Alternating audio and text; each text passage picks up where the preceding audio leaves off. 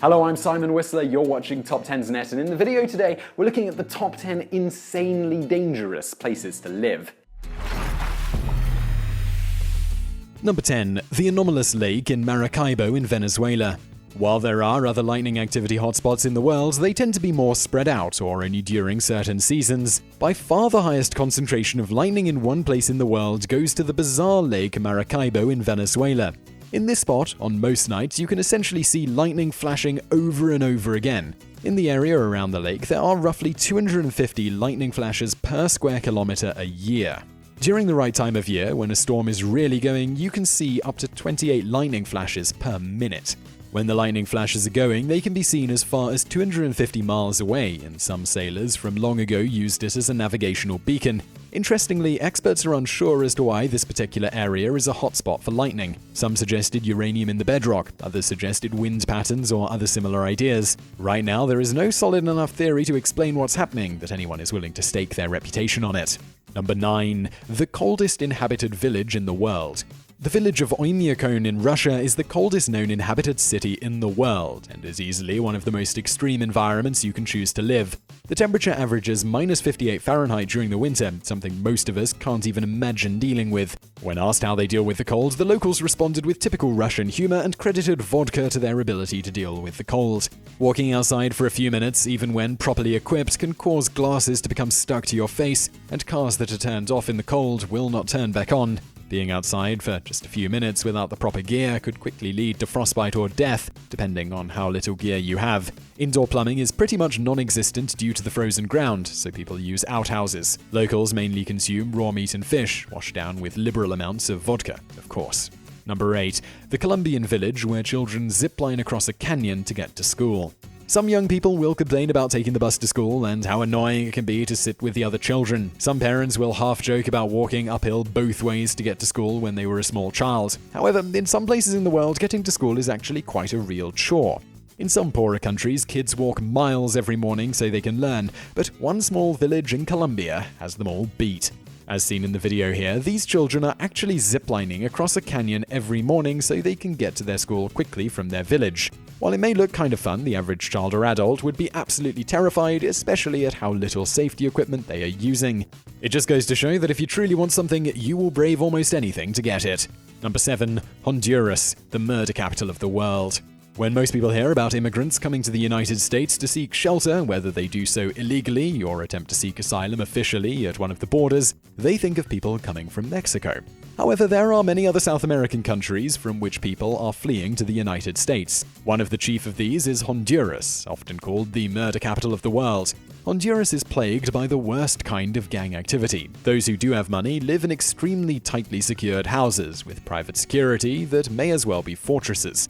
Most people live in fear, and many people have to join the gangs in some way or simply be killed. Many young people end up killed by gang violence regardless of what choices they make. Hundreds of young people die in the gang wars every year, and less than 10% of the cases are even investigated at all. The resources simply aren't there. This allows the murders to continue unabated. Number 6. Flint, Michigan, known for lead-contaminated water and sky-high murder rates. Flint, Michigan has been in the news recently because of the lead-contaminated water. The governor appointed emergency city managers, and the one in Flint forced through a water change to a cheaper source that hadn't been properly vetted. Even though the governor and the manager were warned by the EPA and others, they did not listen and went ahead. The water was not only contaminated and poor quality, but the change caused corrosion damage to the already old infrastructure, worsening the contamination. However, this was only the most recent of Flint's problems. Even before the water crisis, Flint was starting to fall apart in terms of wealth, infrastructure, and pretty much everything else. They were once a bustling manufacturing town, but once the industry left, the jobs were gone, and most of those who were stuck there fell into extreme poverty. In recent years, Flint has either been the murder capital of the USA or been in the top 3 to 5. With gang activity ramping up, jobs continuing to disappear, and the water problem not going anywhere, Flint may be the most dangerous city in America. Number 5. Life in a submarine is definitely not fun. Many movies have romanticized submarines, especially classics like The Hunt for Red October. However, in truth, submarines are an absolutely wretched place to live in, and those who work in them often do essentially live in them long term. If severely damaged during wartime, submarines may have some survivors, but in many cases, it would be the end. More to the point though, even in times of relative peace, living in a submarine is generally a terrible prospect. They are incredibly cramped spaces with no view, no fresh air, and no variation in meals. There is nothing to talk about, no up-to-date television or news, and nothing from the surface apart from occasional command updates. Many people start to go insane due to the extreme feeling of isolation and loss of personal space, as everyone has to sleep in tiny communal areas, and no one has their own personal bed except the command staff. While it's unlikely in peacetime for you to die in a submarine, having a bout of temporary insanity is not at all uncommon. Number 4. Astronauts always come back from space with numerous health problems. Being an astronaut and going up into space sounds like an incredibly cool job to have. Some people spend their entire lives aspiring to do it and never get there. To even be considered, you have to have a master's degree or higher in a relevant field, have to have several years of experience, and be in near perfect physical shape. And you also have to have the right height and weight range, and preferably have military experience, especially if you want to be considered for a command position. If you are interested in being a pilot, you also require a lot of flying experience. Even then, they will only select a handful of people to consider when they are looking for more, and only a few of those people will be trained. However, the truth is that all of this stringent selection is done because being in space is incredibly taxing on the human body. Just being up for a few months will eat away at the structure of your bones. The general rule of thumb is that for every month in space, you are going to need 2 months to recover your bone density. It can also give returning astronauts serious low blood pressure for some time, and it can cause permanent damage to vision due to the strange way low gravity affects pressure on the eyes, among other effects.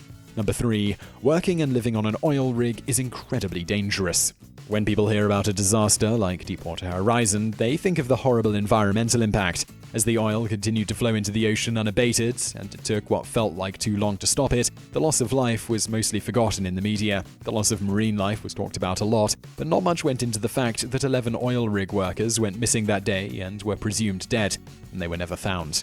Working on an oil rig is an incredibly dangerous job, and when safety precautions are ignored, as they have been many times in the past, it is the workers who suffer first. Life isn't much safer for oil field workers either, and especially in North Dakota's oil fields, things are not in good shape. The federal authorities are investigating safety standards after reports that there is roughly 1 accidental death every 6 weeks. Number 2. Any of the alleged cancer villages that are spread all over the country of China. If you ask the Chinese government, there is no such thing as a cancer village. For the longest time, they even denied the pollution cloud surrounding their major cities. Anything that makes them look bad or pressures them to tamp down on industry is swept under the rug. Unfortunately, this is causing great harm to many Chinese citizens. All over China, the country is dotted with what some call cancer villages. They are so dubbed because within these villages, generally everyone knows a minimum of one person who has serious cancer. These villages are always way too close to industrial plants and often have strange particles very visible in the air.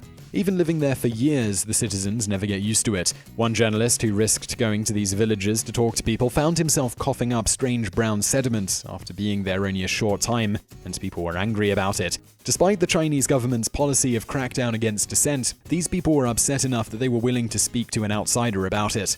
Number 1. The island that is so overrun by snakes, hardly anyone dares set foot.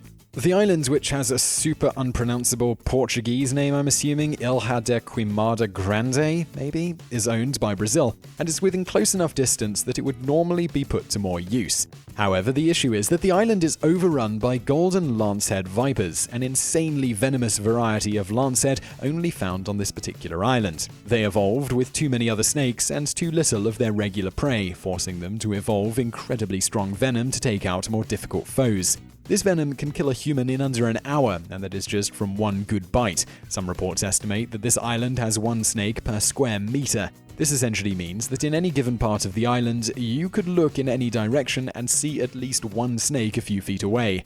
Legends say that the lighthouse was once manned by a small family who died when the snakes slipped in through the cracks and murdered them.